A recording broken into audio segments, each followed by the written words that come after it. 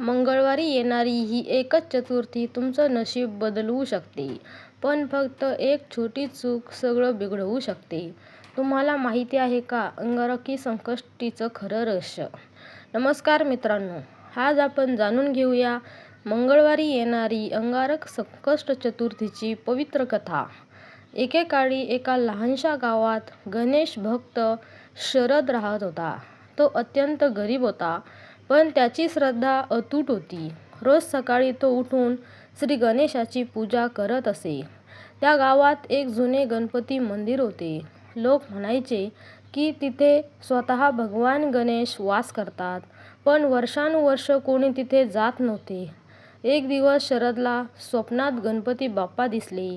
त्यांनी सांगितले, शरद, येत्या मंगळवारी अंगारकी संकष्टी आहे. त्या दिवशी उपवास करून माझी पूजा कर. तुझ्या आयुष्यातील सर्व अडचणी दूर होतील. शरद जागा झाला आणि त्याने ठरवले की काहीही झाले तरी तो उपवास करणार. जेव्हा संकष्ट चतुर्थी मंगळवारी येते तेव्हा तिला अंगारकी संकष्टी चतुर्थी म्हणतात. हा दिवस अत्यंत शुभ मानला जातो. अंगारकी शब्दाचा संबंध मंगळ ग्रह याच्याशी आहे. मंगळ ग्रहाला अंगारक असेही म्हणतात. मंगळवार आला. शरदने सूर्योदयापासून उपवास सुरू केला. दिवसभर त्याने काहीही खाल्ले नाही, फक्त पाणी पित राहिला. संध्याकाळी तो मंदिरात गेला. मंदिर खूप जुने होते, पण त्या दिवशी तिथे एक अद्भुत तेज दिसत होते. तो गणपतीसमोर बसला आणि म्हणाला, हे गणराया, माझ्याकडे काहीच नाही, फक्त माझी श्रद्धा आहे. त्याने पूर्ण मनापासून प्रार्थना केली. रात्र झाली. चंद्र उगवण्याची वेळ आली. अचानक आकाशात ढग आले. चंद्र दिसत नव्हता. शरद चिंतेत पडला, कारण संकष्टीचा उपवास चंद्रदर्शनानंतरच सोडला जातो.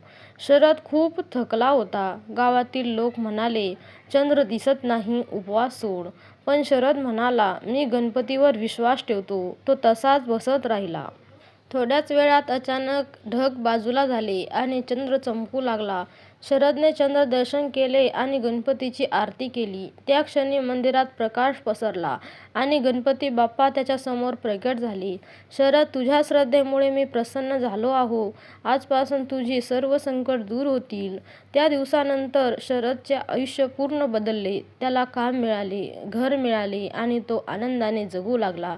तो दर अंगारकी संकष्टीला उपवास करत राहिला आणि इतरांनाही त्याचे महत्त्व सांगत राहिला. हा दिवस वर्षातील सर्वात शक्तिशाली संकष्टी मानला जातो. गणपती बाप्पा लवकर प्रसन्न होतात. संकट, अडचणी, आर्थिक समस्या दूर होतात. मनोकामना पूर्ण होतात.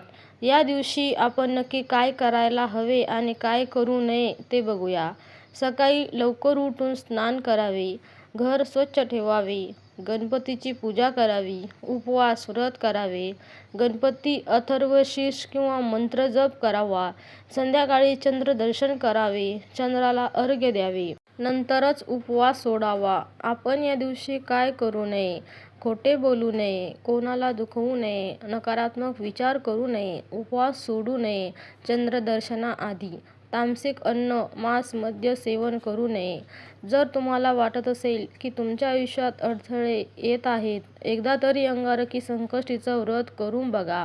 पण लक्षात ठेवा, श्रद्धा खरी असेल तरच चमत्कार घडतो. गणपती बाप्पा म्हणजेच भगवान गणेश यांची अनेक सुंदर आणि अर्थपूर्ण नावे आहेत. वक्रतुंड, वाकड्या सोंडेचे स्वामी, एकदंत, एकच दात असलेले, लंबोदर, मोठे पोट असलेले, गजानन, हत्तीचे मुख असलेले, विनायक, सर्वांचा नेता, गणनायक, गणांचा प्रमुख, सिद्धिविनायक, सर्व सिद्धी देणारे, मूषकवाहन, उंदरावर स्वार होणारे, विघ्नहर्ता, अडथळे दूर करणारे, सुमुख, सुंदर मुख असलेले, कपिल, तांबूस वर्ण असलेले. अशा आणखी धार्मिक कथा आणि माहितीसाठी आमच्या चॅनलला सबस्क्राईब करा आणि हा व्हिडिओ लाईक आणि शेअर करायला विसरू नका. धन्यवाद.